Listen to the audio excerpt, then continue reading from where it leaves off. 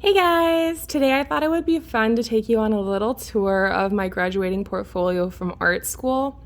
I majored in character design when I was in school, which was a few years ago now, and I wanted to go into video game design at the time, so I don't do that now. I kind of switched career paths a little bit, but I still love character design, as you can probably tell from my project, and it's a really big part of like art for me. So yeah, let me just show you what I have.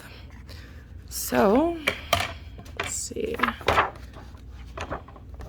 This was just like a design that I did on the page because the character was kind of cowboy-y. I don't know. So this first page, this is Amira. And Amira was from a story I was writing. She's a vampire, and basically she meets this alien who's running from a bounty hunter on his world.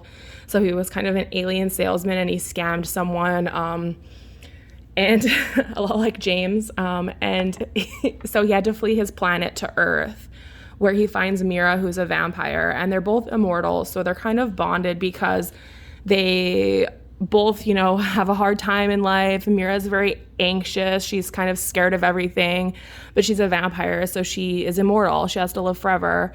And so is the alien character. So they become friends and sort of go through life together, Doctor Who style, with all their quirks and qualms. And this piece, this was actually a sticker sheet. So I printed these off, and these were kind of like paper dolls. And then these were all stickers. So you could put the clothes on the girl and dress her up however you wanted. And I sent these around to companies as a promotional item when I was first looking for a job out of school. This piece is Spade. So this was actually an Overwatch fan character I made. And her backstory was kind of that she was in the Deadlock gang with McCree when he was in the gang, but he kind of split off and became good, and she didn't. So I was kind of thinking the story around it would be that there was maybe some big event where she ends up going to jail and he kind of ditches her, and that leads them down two different paths. She ends up breaking out of jail and becoming almost like the leader of this gang, or a really big part of it, and he's sort of on the good side, fighting for good against her. Here are some of the concept sketches. The cool thing about this piece is that Overwatch made the character Ash a couple years after I posted this online. So if you guys don't play Overwatch, Ash has a very similar story and a very similar design to this character. So I don't know if they saw it or if it was just a big coincidence, but I like to think that maybe they liked it and they wanted to make it into their own character. So that's pretty cool.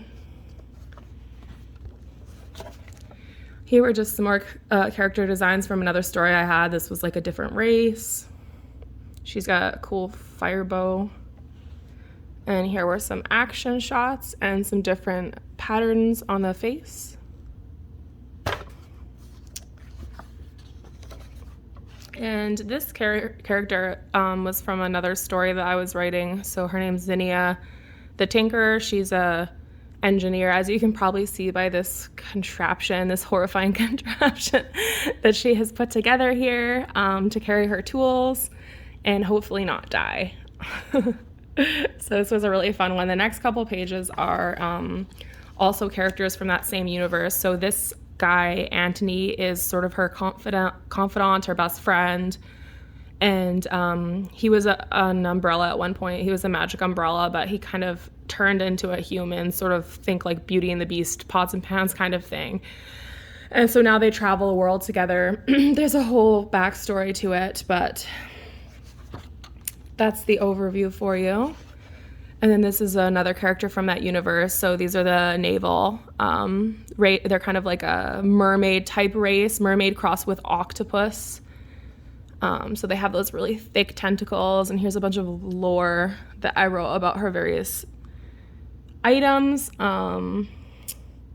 So the Hado beads, decreased navel's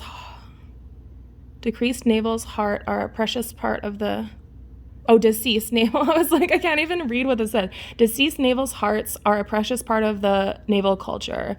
The heart of loved ones once transformed into halo beads or love beads are crafted into beautiful jewelry and passed down through generations. So that was kind of the character design tying into the lore. You can see that she has this glowing heart, and then when they die, they turn into beads, and their family makes them into these beads, which they keep, and they're very sacred. And then there's some other lore you guys can pause and read if you are interested. This character is one of my favorites. His name is Doug. Sorry for the bad pun, but it just had to be done. And I love this character just because he was really fun to make, and at the time it was really outside of my comfort zone.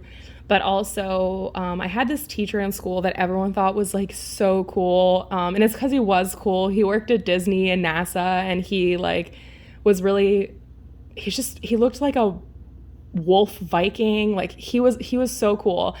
And when I showed him this, he asked if I ever saw the movie Atlantis, the Disney movie, and I haven't seen it actually still to this day, but he told me that there was a mole man character in that as well.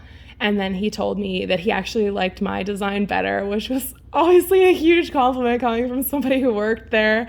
So that just made me love it even more than I already did. Proud moments for me. But yeah, anyways.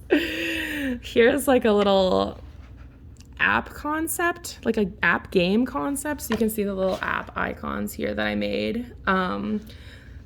Making this typography was really fun. I had never done something like that before at the time, and I really liked how it turned out. So it's like a little cute horror game, and there's this little trick-or-treater. Here's some different shots of her doing different poses. This is the vegan vampire. So he's cooking up a really nice vegan meal. And then this is Flapjack, the ghost bunny. So you can see when he gets scared, he turns into a little flapjack. Really cute. And then here are some more big illustrative pieces. This is from that same universe before. So this is actually Zinnia the Tinkerer and the umbrella guy, Anthony. And they're kind of in an underwater gas station. I really like doing line art. And so at one point, because I didn't really like coloring things, I just like doing line art. My teacher was like, well, try this style. And I did. So I think it's cool. But yeah, I love doing the line art. That's my favorite part. And then this piece is kind of another one of my favorites. This is a street market, and the city that I used to live in had a little cultural like area downtown that did have all of these cultural style shops like this.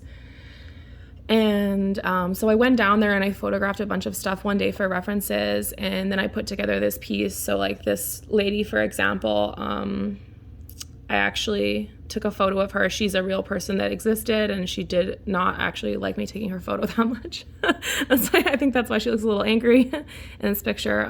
So my bad on that if you're listening, sorry. But yeah, this little kid under the table. There's a lot of cute details in this one. Sorry, it's kind of hard to see on the phone, but he's not paying attention to his little brother. As you can see, this guy's a little sleepy. This chick was prepared for Rona years before it happened, so good for her. But yeah, that was a super fun one to do, and I loved it. So anyways, that's it, and I hope you guys really enjoyed seeing my portfolio, and I hope you have an awesome day.